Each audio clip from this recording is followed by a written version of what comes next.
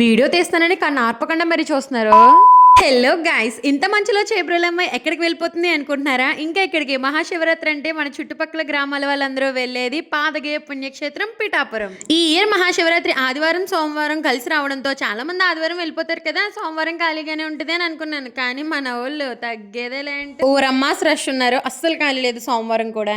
పూర్వం యజ్ఞం చేసేటప్పుడు గయాసురుడి యొక్క పాదం ఇక్కడ పడడం వలన దీనికి పాదగయ అనే పేరు వచ్చింది. ఇందుకే ఈ విషయం మీలో ఎంతమందికి తెలుసు కామెంట్ చేయండి.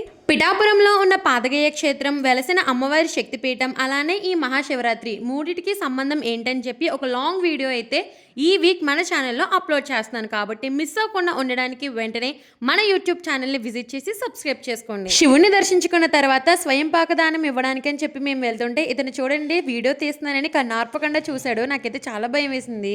ఆ తర్వాత బయట తీర్థం చూడడానికి వచ్చాము. అలా వచ్చే దారిలో నాకు ఈ జెండాలు అయితే కనిపించాయి. చిన్నప్పటి నుంచి ఒక డౌట్ ఏంటంటే అసలు అవి ఏంటి, ఎందుకు ఇక్కడ పెడతారని చెప్పి మీ ఎవరికైనా తెలిస్తే కామెంట్ చేయండి, నేను కూడా తెలుసుకుంటా. ఇంతకీ లక్క చెప్పులు కొనుక్కున్నారా లేదా? అదేనండి, చిన్నప్పుడు ఆడుకునే వాళ్ళం కదా, నాకైతే ఇవి భలే ఇష్టం. అసలు ఎంత క్యూట్ ఉంటాయో కదా. అలా తీర్థం చూస్తూ ఇంటికైతే వెళ్ళిపోయాము. నెక్స్ట్ వీడియోలో ఎగ్జిబిషన్ రీల్ రాబోతుంది. మిస్ అవ్వకుండా ఉండడానికి వెంటనే లైక్ చేసి ఫాలో చేసేయండి. ఉంటాను మరి, బాయ్.